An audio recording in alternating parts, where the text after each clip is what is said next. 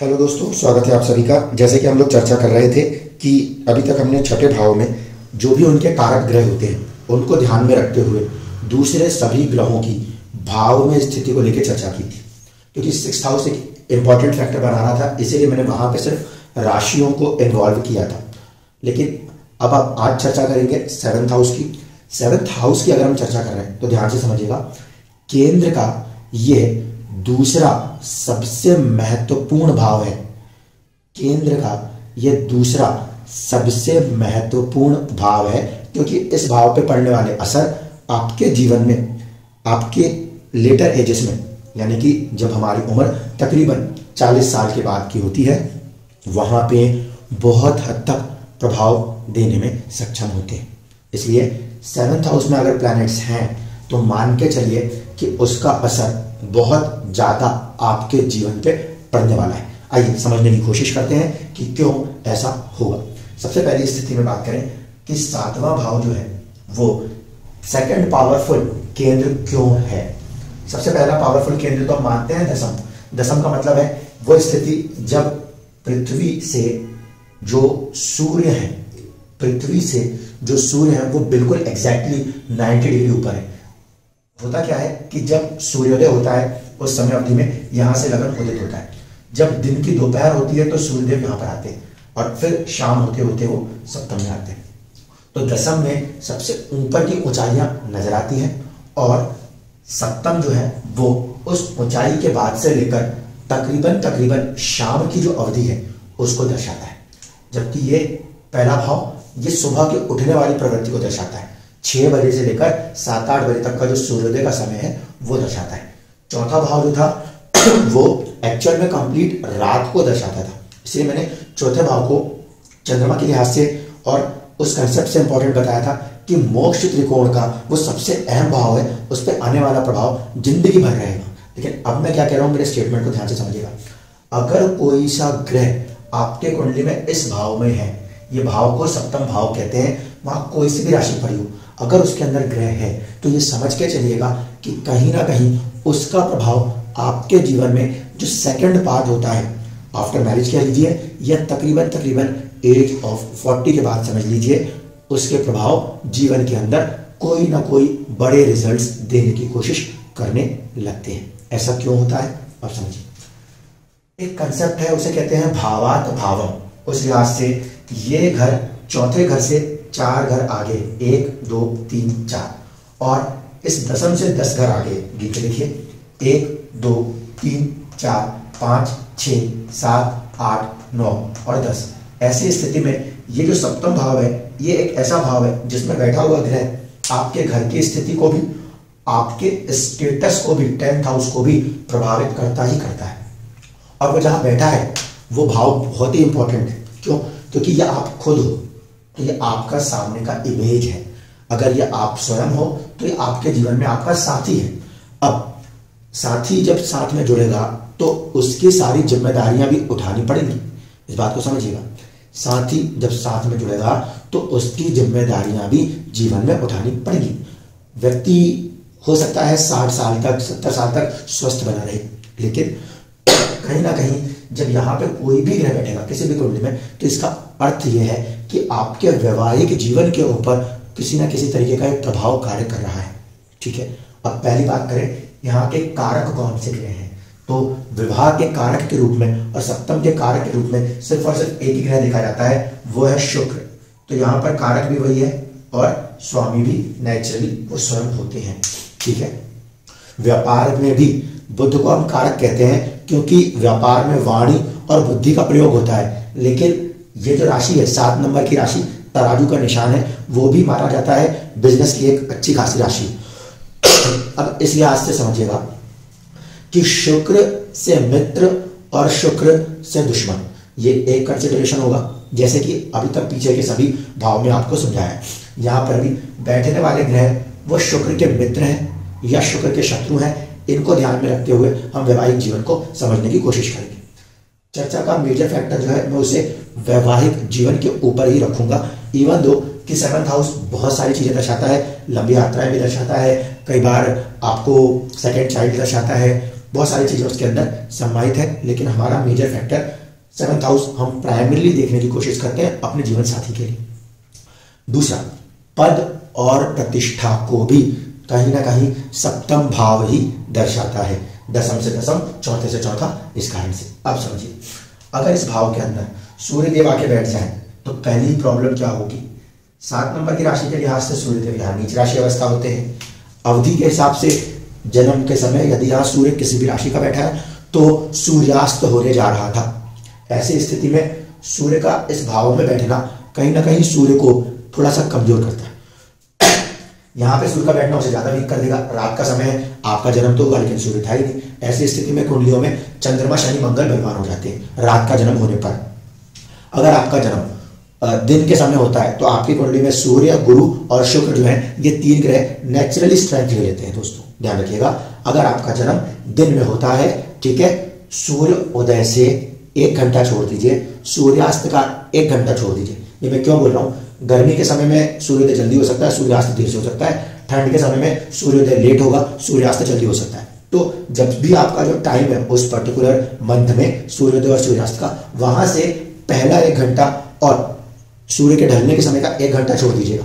इसके बीच की अवधि में यदि आपका जन्म है तो आपकी कुंडली में सूर्य के साथ गुरु और शुक्र ये 3 ग्रह बलवान हो जाते हैं। अगर सुबह का जन्म है या संध्या काल का जन्म है तो फिर बुध बलवान बना रहता है। अगर आपका जन्म रात का हो गया तो फिर चंद्रमा बलवान होता है, शनि बलवान होता है और मंगल बलवान नेचुरली हो जाता है होरा के हिसाब से। अब बात समझिए, सूर्य यदि यहाँ पर आ गए तो शुक्र के साथ उनकी कोई बहुत अच्छी मित्रता नहीं है, ठीक है। यहाँ पे बैठी है 5 नंबर की राशि, यहाँ से 7 नंबर की राशि 3 घर आगे संघर्ष है। ये बैठी है 5 नंबर की राशि, यहाँ से वृषभ राशि 10 घर आगे। इसके अर्थ क्या होंगे कि अगर सूर्य देव आपके कुंडली के सप्तम भाव में विराजमान है तो जीवन के अंदर आत्मा एक प्रकार से संघर्ष भी ले लेगी वैवाहिक जीवन के अंदर। पहला पॉइंट, यहाँ पे बैठने वाली राशि 7 नंबर, इससे 3 घर आगे। ऐसी स्थिति में ये कह सकते हैं कि थोड़ा सा वैवाहिक जीवन के अंदर संघर्ष की स्थिति आती है और बहुत हद तक उसे आत्मा का कर्मा समझ के जीना पड़ता है। यानी कि यहाँ पे या तो वो कॉम्प्रोमाइज होता है, यहाँ पे या तो वो कॉम्प्रोमाइज होता है या फिर यदि व्यक्ति कॉम्प्रोमाइज नहीं कर सकता तो ब्रेक हो जाता है। इसलिए सूर्य का 7th हाउस प्लेसमेंट इतना आसान नहीं है, ये काफी रिस्की प्लेसमेंट पोजीशन कही जाती है। जीवन में व्यक्ति को अपनी आत्मसम्मान को बैलेंस करना पड़ जाता है। जब भी किसी भी कुंडली में कोई भी राशि वहां लिखी है, इवन की यहाँ सिंह राशि लिखी क्यों ना हो, फिर भी सूर्य बैठा हो तो भाव के लिहाज से सूर्य का वहां बैठना चुनौती दिखाएगा ही दिखाएगा। काइंड ऑफ संघर्ष है, काइंड ऑफ एफर्ट्स लगाने पड़ रहे हैं और कुछ हद तक अपना जो एक फैक्टर है, सेल्फ का फैक्टर है, उसको थोड़ा पीछे ले आना पड़ता है। दूसरा, अगर मान लीजिए यहाँ सूर्य ना बैठे, सूर्य अगर यहाँ बैठा है तो पद प्रतिष्ठा के लिए तो फिर भी हम कह सकते हैं अच्छा हो जाएगा, लेकिन वैवाहिक जीवन के लिए चुनौती होगी। अगर मान लीजिए यहाँ चंद्रमा बैठ जाए, अब देखिए स्थितियां बड़ी नाजुक सी हैं इस भाव को लेकर। यहाँ चंद्रमा बैठ गया, चंद्रमा यदि 7th हाउस में बैठा है तो शुक्र के साथ तो उसका संबंध उच्च राशि स्थिति कहलाता है, ठीक है, क्योंकि चंद्रमा उसकी एक राशि में जाके उच्च हो जाता है। लेकिन अब वो मन का स्वामी है, मन का स्वामी होकर अगर वो उच्च स्थिति हासिल कर ले तो लेने के देने पड़ जाएंगे। क्यों? क्योंकि ये साझेदारी का भाव है दोस्तों, और अगर मन यहाँ साझेदारी में लगा तो चंद्रमा बहुत ही फास्ट मूविंग में फास्टेस्ट मूविंग प्लैनेट है। ऐसे स्थिति में जिस व्यक्ति के साथ मन लग गया व्यक्ति उसके साथ चल पड़ेगा। ऐसी स्थिति में यदि चंद्रमा 7th भाव में बैठा है तो पार्टनरशिप्स के अंदर बहुत ज्यादा मन लगने की स्थिति है। मनोस्थिति में ऐसे व्यक्ति को किसी एक के ऊपर केंद्रित होना आवश्यक हो जाएगा, अन्यथा अपने पार्टनर से सपोर्ट की उम्मीद करते करते थोड़ा सा ये व्यक्ति डगमगा सकता है। प्रॉब्लम ऐसा नहीं है कि व्यक्ति की सोच में कोई नेगेटिविटी है, समझिएगा, व्यक्ति की सोच में कोई नेगेटिविटी नहीं है, लेकिन चंद्रमा मन का कारक ग्रह है और 7th भाव और खासकर शुक्र के साथ उसका संबंध अच्छा है, तो वो अपने आप में ही बहुत पॉजिटिव हो जाता है। वो अपने पार्टनर को भी बहुत पॉजिटिव वे में देखने की कोशिश करता है। अब मन तो मन है, वो कहीं से कहीं तक भी भटक सकता है। मेरे पार्टनर में ये कमी है, मेरे पार्टनर में वो कमी है, उस पार्टनर में चीज अच्छी लग रही, तो ये भटकाव की स्थिति यहाँ पे बैठा हुआ चंद्रमा देने की स्थिति पैदा करता है। हाँ, यहाँ पे नीच राशि का चंद्रमा आ जाए तो भटकाव की स्थिति को तो कम करेगा, लेकिन फिर वही बात है, मन से दुखी कर देगा। वृषभ लगन बनेगा, तब यहाँ 8 नंबर की राशि आएगी तो तीसरे भाव का स्वामी होकर चंद्रमा वहां आएगा, फिर वो वही स्थिति पैदा करेगा, एक करेज दिखा के मैरिज को आगे बढ़ा देगा। इसलिए 7th हाउस में मैरिज के प्रोस्पेक्ट से बात कर रहे हैं तो चंद्रमा की प्लेसमेंट को देखने के बाद ये समझना पड़ेगा कि व्यक्ति इमोशनल है अपने पार्टनर के प्रति, उसका पार्टनर जो है उसके इमोशनल नीड्स को बैलेंस करे, ये बहुत इंपॉर्टेंट होगा। हाँ, बिजनेस कंसर्न में, लंबी यात्राएं करवाने के कंसर्न में ये व्यक्ति बहुत अच्छे जाएंगे। शुक्र का प्रभाव है, एसी में बैठ के घूमना है, मौज मस्ती करनी है, व्यापार के अंदर काफी इमोशनल होकर चीजों को करने की कोशिश करेंगे और चीजों के लिए बहुत अच्छा है। राजनेता बनने जाएंगे तो थोड़ी सी चुनौती आ सकती है, क्योंकि शुक्र का प्रभाव चंद्रमा जैसा ग्रह ले रहा है, हो सकता है जनता का भला करे ना करे, खुद का फायदा कर सकते हैं। तो 7th हाउस में चंद्रमा की प्लेसमेंट आ रही है, तो मैरिज पॉइंट ऑफ व्यू से इतना ध्यान रखना है कि पार्टनर को बहुत ज्यादा केयरिंग होना पड़ेगा, इमोशनल सपोर्ट देना पड़ेगा, तब जाके चीजें बैलेंस हो पाएंगी, अन्यथा चीजों में डिस्टर्ब होने की संभावना बढ़ जाती है। अब बात करें, यहाँ पर मंगल बैठ गया, नाम से बदनाम है दोस्तों, हो गया, बाकी तो कुछ नहीं, ठीक है। अगर 7th हाउस में मंगल बैठ गया तो होता क्या है, वो अपना ही साहस और पराक्रम दिखाने की कोशिश करता है। सेना की एक ताकत होती है और मंगल सेना का सेनापति होता है, तो सेनापति खुद अपने आप का सर कटा देगा सेना को बचाने के लिए। ये खूबी है मंगल की, ये खूबी है मंगल की। लेकिन अब ये खूबी जाके बैठ गई है साझेदारी के भाव में। ऐसे स्थिति में जिस भी कुंडली में मंगल 7th भाव में दिखाई देता है, वहां पे ये समझ जाइए कि आपको अपने पार्टनर को लीडर मान के चलना पड़ेगा। कुंडली आई, कुंडली के 7th भाव में मंगल बैठा है, तो पहली बात समझ में आ जाती है दिमाग में कि इस व्यक्ति को टैकल करना है, तो इस व्यक्ति को सबसे पहले मान के चलिए कि बहुत बड़ा लीडर है, वो आगे रहकर हर चीज को लीड करना चाहेगा। यह स्थिति चंद्र कुंडली से भी देखी जा सकती है, यह स्थिति लगन कुंडली से भी देखी जाएगी। यदि मंगल कहीं से भी 7th भाव में बैठ गया तो साझेदारी के भाव में वो ग्रह जाके बैठा है जो ये कहता है कि मैं हूं, डरने की जरूरत नहीं है। तो ऐसे जो लोग होते हैं जिनका मंगल 7th में बैठा हो या फिर जिनका मंगल चंद्रमा से 7th में बैठा हो, ऐसे लोग बहुत ज्यादा बोल्ड होते हैं, बहुत ज्यादा इनके अंदर साहस पराक्रम होता है। प्रॉब्लम वहां खड़ी होती है जब इनका पार्टनर इनके आगे बढ़ने की स्थिति को तवज्जो नहीं देता। अगर ऐसी कुंडली आ रही है इसमें 7th भाव में मंगल है, ये चंद्रमा से 7th में मंगल है, और जो दूसरा पार्टनर है यानी जिसका चार्ट है उसके अपोजिट वाला जो पर्सन है, उसने उस व्यक्ति को पूरी आजादी दे दी कि ठीक है तुम लीड करो, तब तो मैरिज लाइफ में कोई प्रॉब्लम नहीं।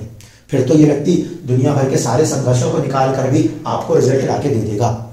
कई जगहों पे अगर मंगल अपनी राशियों का बैठा दिखा, उच्च राशियों का बैठा दिखा, तो रोचक नामक राज्यों बनाकर, पंच महापुरुष राज्यों बनाकर ऐसे लोग इंडस्ट्रियलिस्ट दिखाई दिए हैं या अपने दम पर पूरे फैमिली को आगे बढ़ाने की ताकत दिखा दी जाते हैं अगर मंगल 7th में मिला है तब।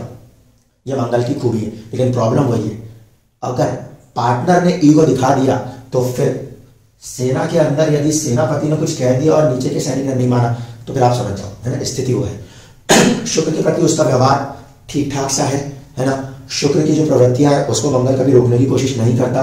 तो ऐसे लोग जो है वो कहीं ना कहीं एक भोग की जिंदगी, शुक्र भोग का कारक भी होता है दोस्तों, इस कारण से एक भोग की जिंदगी को जीने के लिए अपना पुरुषार्थ करते हुए नजर आते हैं। पॉजिटिव ही कहूंगा मंगल का 7th हाउस में बैठना, लेकिन प्रॉब्लम उनका है जिनकी कुंडली में बैठा है उससे जिसकी शादी होगी उसको प्रॉब्लम है कि वो ऐसे व्यक्ति की डोमिनेंस को एक्सेप्ट कर ले। अगर ईगो क्लैश आया तो फिर वो मैरिज लाइफ के लिए डिस्टर्ब है। बट कहीं ना कहीं ऐसा व्यक्ति उस तरीके की साझेदारियों को लीड करने की क्षमता रखता है जिससे कि वो कठिन से कठिन परिस्थितियों से व्यक्तियों को निकाल के ले आएगा। उस लिहाज से मैं कह रहा हूं पॉजिटिव। दूसरे पार्टनर को क्योंकि कॉम्प्रोमाइज करना पड़ेगा उसके लिहाज से नेगेटिव हो जाएगा। अगर यहां पे मान लीजिए बुध बैठ जाए, बुध की स्थिति और गुरु की स्थिति इस भाव में अच्छी नहीं है दोस्तों, ध्यान रखिएगा। बुध की स्थिति और गुरु की स्थिति 7th भाव में अच्छी नहीं है, ये मेरे ही शब्द हैं और मैं अपने ही शब्दों को थोड़े देर मिनट में पलट दूंगा, इसको भी ध्यान रखिएगा। सबसे पहले ये समझाऊं कि यहाँ पे स्थिति अच्छी नहीं है, ये क्यों कह रहा हूं। बुध को एक्चुअल में डायरेक्शनल स्ट्रेंथ मिलती है इस भाव में जाके। यहां जाए अगर पहले भाव में बुध बैठ जाए तो आपकी बुद्धि बहुत फास्ट होती है, भयंकर तेजी से कैलकुलेटिव हो जाते हैं और लगन को एक स्ट्रेंथ आ जाती है नेचुरल, क्योंकि मर्क्यूरी जो सोचने की कैपेसिटी का प्लेनेट है उसको डायरेक्शनल स्ट्रेंथ मिल जाती है जब वो लगन में आके बैठता है। जब वही मर्क्यूरी लगन की जगह 7th में आके बैठता है तो उसे दिशा बल प्राप्त नहीं होता। अब दिशा बल प्राप्त नहीं होने के कारण मर्क्यूरी जो है वो आपकी बुद्धि है, बुद्धि को दिशा बल प्राप्त नहीं होता का मतलब होता है कि काइंड ऑफ एक्सपीरियंसेस जो होने चाहिए जीवन में, जीवन से आगे बढ़ने के लिए, काइंड ऑफ एक्सपीरियंसेस जो होने चाहिए जीवन में आगे बढ़ने के लिए, उसमें कहीं ना कहीं शुरुआत में कमी दिखी जाती है, शुरुआत में कमी दिखी जाती है। लेकिन अब इसका दूसरा साइड समझिए, पहला नेगेटिव साइड है कि लाइफ के अंदर पहले वो माइंड उस तरीके से काम नहीं कर पाता क्योंकि उसको नेचुरल अपॉर्चुनिटी किसी ना किसी वजह से नहीं मिल पाती। लेकिन दूसरा एस्पेक्ट क्या है दोस्तों, बुध का शुक्र के साथ एक फ्रेंडली नेचर है, ठीक है, और बुध व्यापार का कारक ग्रह भी होता है। ऐसे स्थिति में जब यहां पे बुध की प्लेसमेंट आती है तो ऐसे लोगों को कहीं ना कहीं डिप्लोमैटिक पावर्स मिल जाती है। अगर किसी भी कुंडली में बुध सप्तम भाव में बैठा है तो ऐसा व्यक्ति डिप्लोमैटिक तरीके से चीजों को हैंडल करने की ताकत हासिल कर लेता है, इंस्पाइट की इसको डायरेक्शनल स्ट्रेंथ नहीं है। लेकिन यह ग्रह इस भाव के स्वामी शुक्र के प्रति मित्रता का व्यवहार रखता है। इस कारण से अगर बुध सप्तम में बैठा है तो इनिशियली चैलेंजेस आएंगे जीवन में क्योंकि उसके पास दिशा बल नहीं होगा। लेकिन कहीं ना कहीं ऐसा व्यक्ति अगर किसी के साथ भी जुड़ेगा वहां पे एक बहुत अच्छे ताल्लुकात बनाएगा, व्यापारिक संबंधों को बनाने की स्थितियां बहुत अच्छी होती है अगर बुध 7th हाउस में आ जाए। पार्टनर के लिहाज से आप देखिए, बुध एक बच्चों जैसा ग्रह है और यदि उसने सप्तम भाव में अपनी जगह बना ली तो हम ये कह सकते हैं कि आपके पार्टनरशिप के अंदर या आपके पार्टनर से मतलब आप जीवन साथी को समझिएगा, जीवन साथी के अंदर एक प्रवृत्ति हो सकती है जो कि थोड़ा सा बच्चे जैसे नीचे हो सकता है, बट ये नेगेटिव नहीं है, ध्यान रखिएगा। क्योंकि मैं यहाँ पे किसी भी राशि को लेकर बात नहीं कर रहा, इसलिए यहाँ पे नीच राशि ना हो, बस मीन राशि ना हो, बस इतना ध्यान रखिएगा। उससे हटकर यहाँ पे यदि बुध की प्लेसमेंट है तो आपका पार्टनर जो है वो थोड़ा सा चाइल्डिश तो होगा लेकिन वो बहुत ज्यादा दिमाग वाला होगा, दिमाग वाला आवश्यक रूप से होगा, क्योंकि अगर इसे लगन बना दिया जाए तो बुध अब लगन में आके बैठ जाएगा। तो जिन लोगों की कुंडली में बुध सप्तम भाव में होता है, ऐसे लोगों के जो पार्टनर्स आते हैं, जो जीवन साथी आते हैं, इनमें थोड़ा सा बचपना जरूर होता है लेकिन इनका दिमाग बहुत शार्प होता है। और जब वो अपना दिमाग ऐसे व्यक्ति को दे देते हैं तो फिर तो दुनिया आधी जीत ली जाती है। क्यों? क्योंकि दिमाग का ही खेल है दुनिया को चलाने का। मैंने क्या कहा था, डिप्लोमेसी। डिप्लोमेसी का प्लेनेट ही मरक्यूरी है। गणेश जी क्या है, बुध से ही जोड़ के देखे जाते हैं। और गणेश जी को पता था कि माता पिता के चक्कर काट लो तो पूरी पृथ्वी के चक्कर क्या, पूरे ब्रह्मांड के चक्कर कट गए। बुध की शक्ति है ना, तो कहीं ना कहीं बुध में यह ताकत है। और बुध यदि सप्तम में बैठा है तो दिशा बल के लिहाज से वो कमजोर है, लेकिन जब उसे पार्टनर मिल जाता है तो ऐसा व्यक्ति अपने पार्टनर की बुद्धि बल के दम पर, ऐसा व्यक्ति अगर दूसरों की सलाहों पर चलने की कोशिश शुरू कर दे, अगर छोटी बच्चियों से सलाह लेकर वो चलने की कोशिश कर दे तो कई बार जीवन में ऐसी उन्नति हासिल कर लेता है जिसकी कल्पना उस व्यक्ति ने अपने जीवन में ना की हो। वरना ऐसे में बुआ, बहन, इनके साथ भी जुड़कर काम हो सकता है। क्यों? क्योंकि बुध नपुंसक ग्रह है, शुक्र की राशि या शुक्र के भाव में बैठा है, तो फेमिनिन एनर्जीज की जैसे ही कनेक्शंस आएंगे वैसे वैसे राइज अप होना शुरू हो जाता है। ठीक है, अब बात करें यहां पर यदि शुक्र का दूसरा मित्र शनि बैठ जाए तो बस, शनि यदि इस भाव में बैठा है तो नोट करके रखिएगा, मैरिज के अंदर एक प्रकार से बहुत बड़ा कर्मा कनेक्ट हो गया। क्योंकि शनि यहां पे इस भाव में नेचुरली उच्च राशि हो जाता है। आयु के लिहाज से तो अच्छा है दोस्तों, आयु के लिहाज से शनि अगर बलवान है तो आपकी आयु बढ़ जाएगी। लेकिन शनि दुख और रोग का भी कारक तत्व लेके चलता है। ठीक है, अब इसको ध्यान से समझिए। रोग का कारक तत्व लेके चलने वाला ग्रह और दुख का कारक तत्व लेके चलने वाला ग्रह अगर कुंडली में बलवान हो गया, एक स्थिति से ज्यादा ही बलवान हो गया, तो फिर प्रॉब्लम क्रिएट कर सकता है। लेकिन इसमें एक अपोजिट बात भी है दोस्तों, ध्यान रखिएगा, वो ये कि षडबल में जब शनि बलवान होता है तो वो दुखों को कम कर देता है।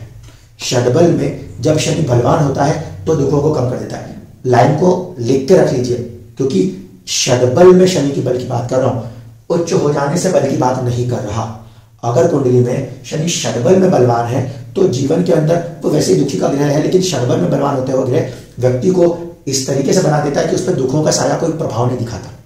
लेकिन अगर उच्च राशि अवस्था में है और षडबल का बल उसके पास नहीं है तो ऐसी स्थिति में यहाँ पे बैठा हुआ शनि जो है वो उच्च राशि होने से, एक उस भाव में होने से, उच्च बल ले लेने से दुख का तत्व बढ़ा देगा।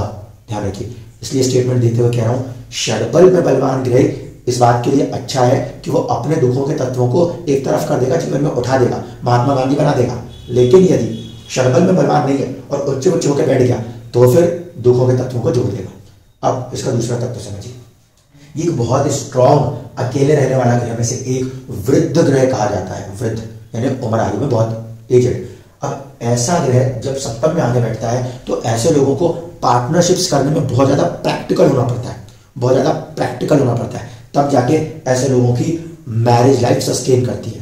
पहला पॉइंट। दूसरा पॉइंट, अगर कुंडली में सप्तम भाव में शनि बैठा हुआ दिखा तो जीवन में ऐसे लोगों के रोमांस की जो प्रवृत्ति है वो घट जाती है, क्योंकि शुक्र बेचारा शनि की ऊर्जा को ही मेंटेन करने में लग जाता है। इसीलिए आप जब कभी भी उठा के देखिएगा, कोई भी लगन की कुंडली आई हो, शनि सप्तम में बैठा है, वैवाहिक जीवन के अंदर रोमांस नाम की चीज कम हो जाएगी, प्रैक्टिकलिटी बढ़ जाएगी, जिम्मेदारियां बढ़ जाएंगी, जीवन के गूढ़ रहस्य मतलब ऐसे व्यक्ति को जीवन में नेचुरली खींच जाएंगे, ऐसा मान के चलिए। अब ये तो मैंने बहुत नेगेटिव बात बताई, अब इसकी जरा पॉजिटिव साइड को समझिए।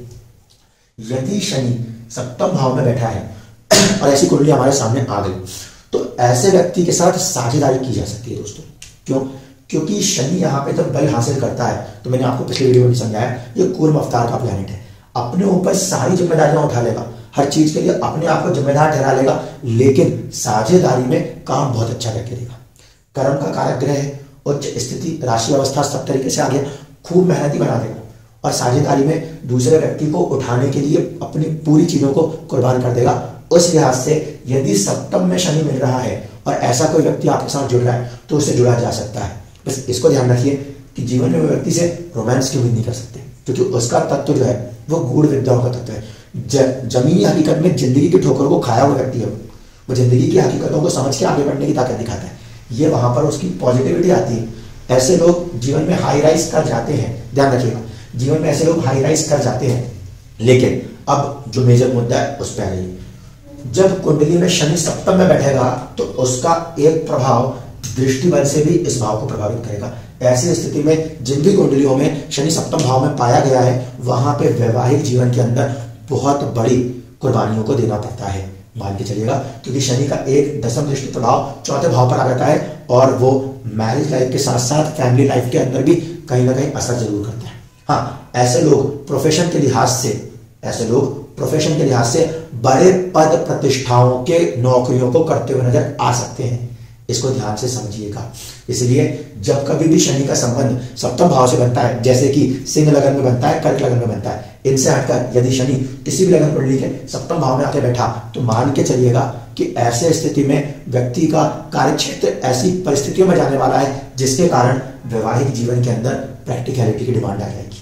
ठीक है, उम्मीद करता हूं बात समझ में आई होगी। शुक्र अपनी पूरी ताकत लगाएगा शनि के प्रभाव को उसको बैलेंस करने के लिए, इसलिए जो शुक्र के तत्व हैं, वैभव के तत्व हैं, वो लिमिट हो जाते हैं। ठीक, शुक्र साथ में भी बैठ गया तो भी बहुत ज्यादा उसको बैलेंस नहीं दे पाता, ऐसा अमूमन देखने को मिला है।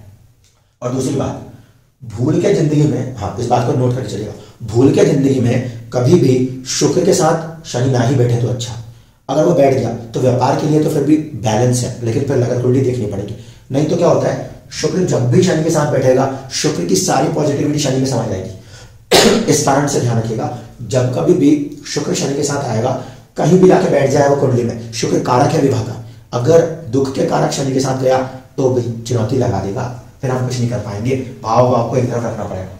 ठीक है, अब दूसरी बात समझिए, सबसे अच्छा ग्रह कौन सा है? सबसे अच्छा ग्रह है गुरु। लेकिन ध्यान रखिएगा, अगर गुरु ग्रह सप्तम भाव में आगे बैठ गया तो फिर तो वैवाहिक जीवन की तरफ आप सोचिए ही, मान के चलिए आधी चीजें, आधी ऊर्जा जो है वो चली गई। क्यों जाएंगी, अब इसको समझिए। ऑब्जर्वेशंस में बहुत सारे चार्ट्स हैं, बहुत ही सारे चार्ट्स हैं। गुरु यहाँ पे उच्च का बैठे, नीच का ही बैठ जाए, कुछ भी होकर बैठ जाए, नीच का बैठेगा तो भाव को खराब करेगा, उच्च का होगा तो भाव को ठीक करेगा, लेकिन वो कुछ भी कर लेगा, उसको प्रॉब्लम क्या आएगी ये समझिए। शुक्र के जो तत्व है ना, इसका कठोर दुश्मन है वो, शुक्र के तत्व का कठोर दुश्मन है। आप जब स्कूल पढ़ने जाते हो तो डिसिप्लिन में आपको क्या क्या नहीं सिखा देते, लेकिन आपको वैभव देने की बात नहीं करते। क्यों? क्योंकि जब हम बहुत ज्यादा वैभव वाली स्थितियों में आते हैं तो हम लाइफ को एंजॉय करने लगते हैं, चीजों को समझने की कोशिश नहीं करते। दूसरा प्रॉब्लम क्या है, जब कभी भी गुरु लगन में बैठेगा तो उसे दिशा बल हासिल होगा। मैंने इसलिए कहा था गुरु और बुध के साथ प्रॉब्लम है, गुरु को यहाँ पे दिशा बल प्राप्त होता है, यहाँ पे उसका दिशा बल हीन हो जाता है। अब बुध के साथ तो क्या था कि चलो शुक्र से मित्रता थी, दैत्याचार के घर में दैत्य ग्रह बैठा था तो वो अपने आप को संभाल ले रहा था, बातचीत करके निकल जाता था। अब ये देव श्रेणी का ग्रह है और दैत्याचार के घर में जाके बैठ गया। दूसरी बात हो रही है, दिशा बल है नहीं उसके पास कुंडली के अंदर, और गलती से कुंडली के अंदर और गलती से स्त्री जाति का की कुंडली मिल गई और वहां पे गुरु यहां बैठा तो और लेने के देने पड़ते हैं। क्यों? गुरु वैदिक ज्योतिष में हस्बैंड का कारक हो जाता है, यानी कि आपका जो पार्टनर है, फीमेल चार्ट है तो उसके पार्टनर का कारक भी हो जाता है। अब दूसरी आफत खड़ी होगी, अगर मेल चार्ट है तो शुक्र के प्रभाव है, शुक्र को देखेंगे कारक के रूप में। अब देखिए गुरु को दिशा बल तो मिल नहीं रहा, पहली चुनौती खड़ी है। दिशा बल नहीं हो, गुरु किसी तरीके से अपने आप को संभालने भी आ जाए तो शुक्र के भाव में बैठेगा, उसकी राशि तत्व प्रभाव में बैठेगा तो वो और परेशान हो जाएगा। ऐसी स्थिति में अगर यहाँ पे गुरु बैठा है तो मैरिज लाइफ के अंदर मान के चलिए कि ऐसे लोगों को ये समझ के चलना पड़ता है कि पूरी जिंदगी के लिए मुझे ही सब कुछ अपने कंधों पे उठाना पड़ेगा। क्यों? क्योंकि शुक्र के तत्व प्रभाव जो है वो दैत्याचार है और यहाँ पे बैठा हुआ शुक्र प्रभाव गुरु को प्रॉपरली काम नहीं करने देगा। और जब मैं कह रहा हूँ कि गुरु हस्बैंड का ही कारक हो गया तो जो पार्टनर है या तो उनके लाइफ के चैलेंजेस को ही सुलझाते रहो। पहली बात तो ये है, अगर यहाँ गुरु बैठा है और ये महिला का चार्ट बन जाता है तो अपने पार्टनर की ही समस्याओं को सुलझाते चलो, या तो इसमें आधी जिंदगी लगा दो, पहला पॉइंट। दूसरा क्या है? दूसरा ये है कि जब यहाँ पे ये प्लेसमेंट आती है तो ज्ञान वर्सेस भोग, ज्ञान वर्सेस भोग, ये लड़ाइयाँ शुरू हो जाती है। यहाँ पे जब गुरु आके बैठता है तो गुरु हमारी जो सोचने की शक्ति है उसको प्रभावित करता है शुक्र के अधीन होकर। तो ऐसे व्यक्ति कई बार यहाँ पे अगर कोई नीच राशि क्यों ना बैठ जाए, गुरु यहाँ नीच राशि बैठ जाए, वो वेल्थ मेकिंग की तरफ, क्योंकि शुक्र के प्रभाव में बैठा हुआ है, 7 नंबर की राशि अगर होती मान लीजिए कालपुरुष के हिसाब से तो व्यापार का ज्ञान है, ऐसा व्यक्ति भोग की चीजों की तरफ ज्यादा ही अपने ज्ञान को बढ़ाने की कोशिश करता है। डिमांड्स भी वैसी होंगी, ये चीजें चाहिए, वो चीजें चाहिए, और फिर वो चीजें भी मैरिज लाइफ में एफर्ट्स करने की कोशिशें कर सकती है। इस कारण से जुपिटर की प्लेसमेंट जब 7th हाउस में आती है तो भले वो देव कृपा का ग्रह क्यों ना हो, लेकिन शुक्र के साथ जो उसका दोस्तानापन है वो नहीं होने के कारण ये बताता है कि वैवाहिक जीवन में ऐसे लोगों को बहुत बार जिम्मेदारियां अपने कंधों पे लेने पड़ जाती हैं। ये स्थिति अवमन जीवन में देखने को मिलती है। शनि जितना नेगेटिव नहीं था, शनि जहां पे बैठ के स्ट्रेंथ आउट कर रहा था, गुरु का बैठ जाना, वहां पे व्यक्ति को समझना पड़ता है कि भाई मुझे ही जीवन में चीजों को चलाना पड़ेगा। और जिस दिन जिस भी कुंडली में गुरु यहाँ बैठा है, ये बात समझ जाता है व्यक्ति कि मुझे ही अपने हाथों से अब जिंदगी चलानी पड़ेगी, उस व्यक्ति का जीवन, वैवाहिक जीवन बहुत अच्छे से चलता है। फिर उसके ऊपर देव कृपाएं काम करने लग जाती है। व्यापार के अंदर भी ऐसा व्यक्ति काफी अच्छी बुद्धि लगा सकता है। तो 90% प्लैनेट्स तो मैंने आपको बता दिए। अब बचे क्या है?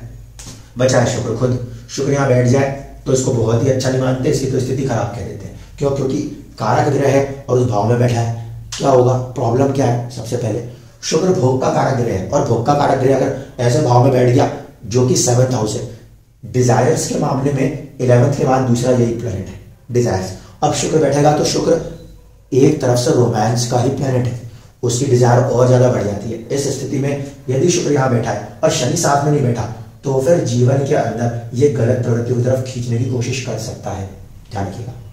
बट ये स्टेटमेंट कहना बहुत नेगेटिव चीज है। यहाँ पे पहले ये देख लीजिएगा राशियां कैसी हैं। अगर राशि तत्व जो है वो अच्छे हैं तब यहाँ पे बैठा हुआ शुक्र को देखकर ये मत कहिएगा कि वो महिला का चार्ट है, चाहे मेल चार्ट है, चाहे फीमेल चार्ट है, कि व्यक्ति में बहुत ज्यादा भोग की प्रवृत्ति है। अगर राशि ठीक है, शुक्र बैठा है तो काफी हद तक नियंत्रित हो जाएगा, लेकिन चाहते पैदा करते रखेगा। ऐसे में दूसरे पार्टनर के चार्ट में उसके चाहतों को बैलेंस करने की ऊर्जा होना आवश्यक है, नहीं तो कदम डगमगा सकते हैं। ठीक है। इसके बाद अगर बात की जाए, यहाँ पर यदि कुंडली के अंदर राहु बैठ जाए, राहु भी चाहतों का ग्रह है, ये यहाँ बैठता है तो मैं अच्छा नहीं मानता। ऐसे में 2 चुनौतियां 7th हाउस के राहु में सीधे सीधे खड़ी होती है। आप में से बहुत सारे लोगों ने इवन की वो फीमेल चार्ट लेकर आए, मैंने उनको ये बात क्लियरली बोली थी और आज ये बात वीडियो के साथ भी सामने सामने आपको बोल रहा हूँ। जब भी राहु 7th हाउस में दिखाई दिया है, ऐसे कंडीशन में जो मैरिजेस है ना वो या तो आउट ऑफ रिलीजन कास्ट में चली जाती है एक, या फिर ऐसे लोगों की जो मैरिज देखने को मिलती है उसके अंदर उनका partner out of the box होता है। Out of the box, out of the box से मतलब कई बार यहाँ पे हमने डाइवोर्सीज को देखा है, या फिर फॉरेन से कोई संबंध हो जाए ऐसा देखने को मिला है, या फिर बहुत ही ज्यादा डिफरेंस आएगा, बहुत ज्यादा डिफरेंस।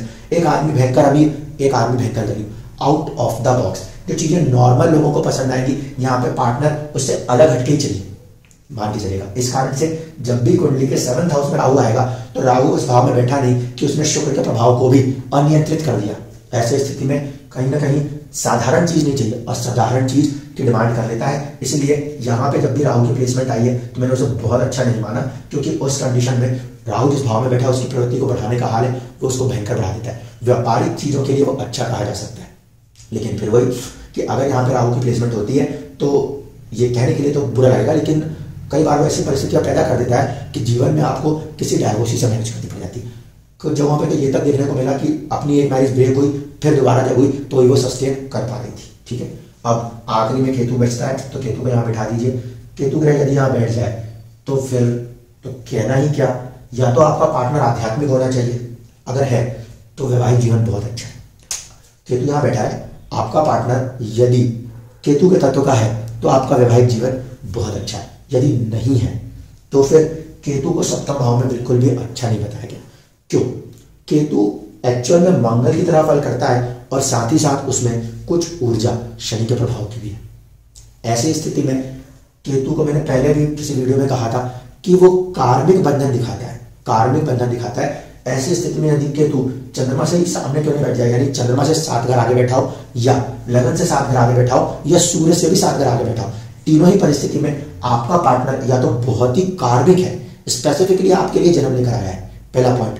दूसरा, या तो फिर उसमें डिटैचमेंट की भावना बहुत ज्यादा है। ऐसे कंडीशन में मैरिज लाइफ के अंदर 1-1.5 साल की अवधि हुई नहीं कि जहां भी पार्टनरशिप आएगी ना दोस्तों, वहां से कोई ना कोई परिस्थिति डिटैच कर देगी, ब्रेक भी नहीं करेगी, ब्रेक भी नहीं करेगी, डिटैच कर देगी। इसलिए कह रहा हूं यहां पे ये भाव बहुत ही स्पेसिफिक इफेक्ट बताता है। केतु 7th हाउस में हो, हम इस बात की गारंटी नहीं देते कि इस व्यक्ति का कोई डिवोर्स होगा, लेकिन ये साथ में रहते हुए भी 1-1.5 साल के बाद यह ग्रह इनको अपने पार्टनर से मैरिज लाइफ में रहते हुए भी मन को, मस्तिष्क को वहां से हटाने की कोशिश कर सकता है। हाँ, अगर पार्टनर बहुत ज्यादा केतु के प्रभाव का है, स्पिरिचुअल है, तो फिर वो लाइफ लॉन्ग कनेक्ट रह पाएगा, अन्यथा नहीं। ये चीजें यहाँ पे ऑब्जर्व की गई हैं। जब केतु यहाँ शुक्र या शुक्र को प्रभाव को प्रभावित करेगा तो जाहिर सी बात है कि कोई ना कोई ऐसा कार्मिक बंधन है जो वैवाहिक तत्व के साथ जुड़ा हुआ है, और आपने जो पिछले जन्मों में किया था इस जन्म में आप उसको वापस भोग जाएंगे। अगर बहुत अच्छा किया था तो फिर ऐसे लोगों को जीवन में ऐसे पार्टनर मिलते हैं तो उनके सारे दुख तकलीफों को मिटा देंगे, खत्म कर देंगे। लेकिन यदि वहां पर वो स्थिति जरा भी डिस्टर्ब हो गई तो फिर बहुत हद तक एक एकाकी जीवन, एकांतवासी जीवन क्रिएट करने की शक्ति केतु वहां पे अपने दम पे दिखा दिया करता है। तो ये सप्तम भाव के अंदर आने वाले ग्रहों से जो प्रभाव होते हैं वो बताएं, है ना। इसमें से कुछ लोग दुखी हो जाएंगे, अनसब्सक्राइब, सब्सक्राइब, पता नहीं क्या क्या चलता रहेगा। लेकिन फिर से कह रहा हूं, अगर कुंडलियों में जो मैंने आपको स्थिति बताई है वो नजर आ रही है तो जिंदगी की हकीकतों को वहां पे लगा के देखिएगा, समझिएगा। गुरु जैसा ग्रह बैठा है, अगर ऐसा चार्ट आता है उनसे बात करके उनके जीवन को समझिएगा। शनि जैसा ग्रह वहां बैठा है, बात करके समझिएगा। मंगल जैसा ग्रह बैठा है, समझिएगा। क्यों? क्योंकि वो एक्चुअल में रियलिटीज है। ग्रह जहां भी बैठेगा ना दोस्तों, वो अपने कारक तत्व को लेके बैठेगा। ग्रह के साथ उसका कारक तत्व जुड़ा ही होता है। कल के वीडियो में जब अष्टम भाव में बात करूंगा तो बताऊंगा कि अष्टम भाव में ग्रह जब जाएगा तो कैसे उसके कारक तत्वों में प्रभाव आएगा। इसीलिए कोई भी ग्रह जब किसी भी भाव में जाके बैठता है ना तो अपने कारक तत्व को लेके जाता है, और उस भाव में राशि या तो कुछ भी आ जाए, भाव अपने भाव के कारक ग्रह को याद रखता है।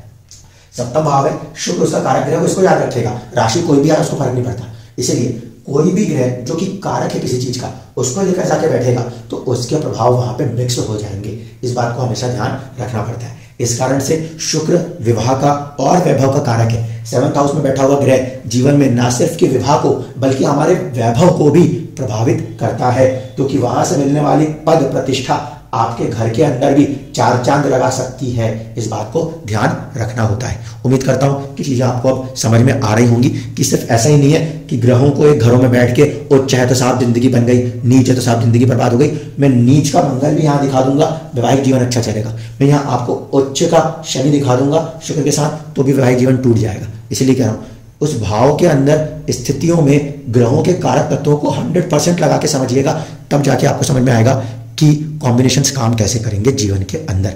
जैसे मैंने आपसे साफ शब्दों में कहा, फर्क नहीं पड़ता शुक्र और शनि की युति कहाँ है, वो कुंडली में कहीं भर भी हो। अब पूछ लीजिए, शुक्र यदि विवाह का कारक है और शनि दुख के कारक के साथ मिल गया तो विवाह में दुख को दर्शाएगा ही दर्शाएगा। व्यक्ति एक्सेप्ट करे या ना करे उनके ऊपर है। ठीक है।